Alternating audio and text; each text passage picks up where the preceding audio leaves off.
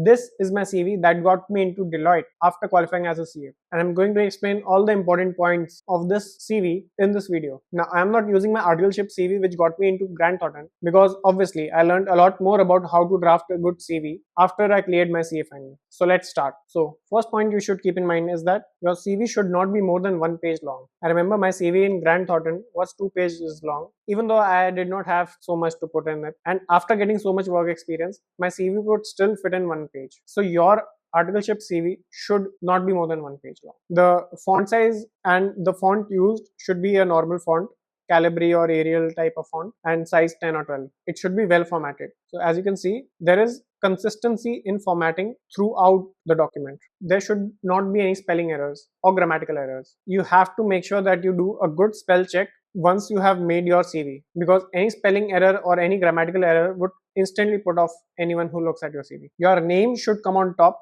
and it should be big and legible. Also, you can add your age after this. For example, Apurv Singhal, 24 or 21, whatever your age is. And then you can write your contact details. Phone number, email ID and LinkedIn ID are must. I don't think you need to add your address. And you can also add these contact details at the end if you want.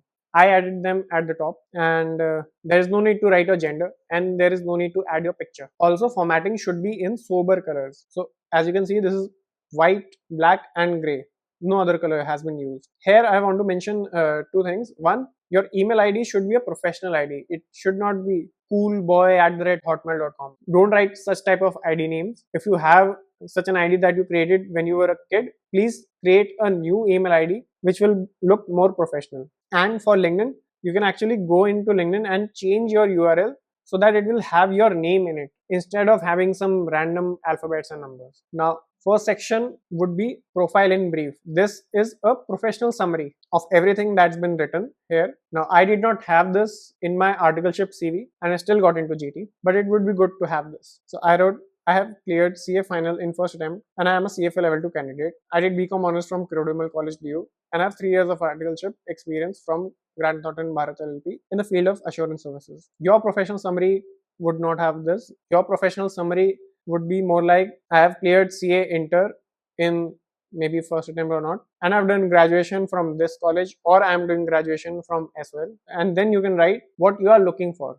Maybe you are looking for articleship experience in the field of audit or in the field of tax, or just you can write, and I am looking for articleship opportunities. Then after that will be your education. This obviously is very important. This quantifies whatever marks you got in your CA Inter, foundation, your college and 10th and 12th boards. If you have done some other degree like CS, CMA, CFA, then you can also mention that. This should be in a descending order. So the most recent qualification should be at the top, and you should ideally follow a format which is similar to this. First year, then qualification or exam, then institute name, then your CGPA or percentage. And you can also mention, for example, I have mentioned here after CA final that I did both groups in first attempt. So if you want to mention something like this, you can also mention that in brackets, or you can add a comments column at the end.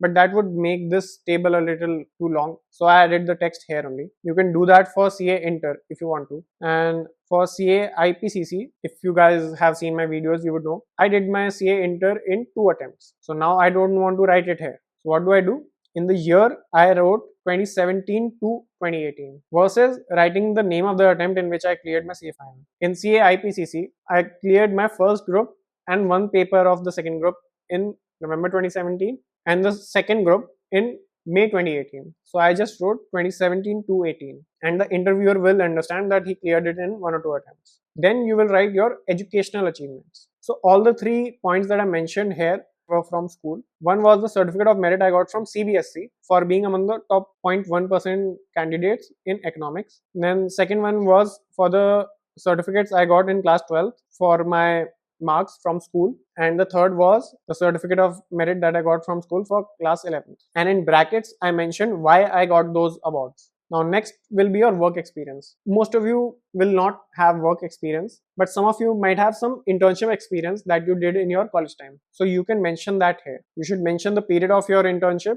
the place where you did your internship from, and what your designation was. Then you will mention what all work you were required to do, and you can mention some achievements that you had and any important or big challenging tasks that you were able to do. Then after that will come extracurricular activities. So this will include all the activities that you did in your school and your college apart from academics, like playing some sport or singing or dancing. So all those things will be mentioned here. And ideally, you should only mention things for which you have a certificate, so that you can prove that you actually did those things. You can also write about volunteering work if you have done any. And if you have participated in some events, for example, in college or in school, then you can mention that you achieved some rank or some position in this event or that event. You can also mention your hobbies here if you want to. For example, I mentioned that I'm an equity investor, and this made sense to write here because I was preparing for finance roles. Then after that, you can mention any other information, which can include the languages that you know and any technical skills that you have. So as you can see, I have mentioned advanced IT training by ICAI. You can write about your OC and MCS here, or any other certifications that you have done. Two more points that I would like to mention. One, the document name of your CV should have your name and CV or resume written. It should not be like document.pdf or document.docx, because the HR will receive a lot of PDFs, a lot of Word documents, and they will put them in a folder, and it will make it very difficult for them to find your CV if a generic name has been written. So please make sure that you change the document name to your name. And some people like to write a declaration that the above is true to my knowledge. You don't need any such declarations. So these were all the tips that I had for you. I would request you to watch more videos on this topic and also try to get tips from people who got into Big Four on how to make their CV. Share this video with your friends and drop a like if you found this helpful. And for more such content, hit subscribe. Thanks for watching, and I'll see you in the next video.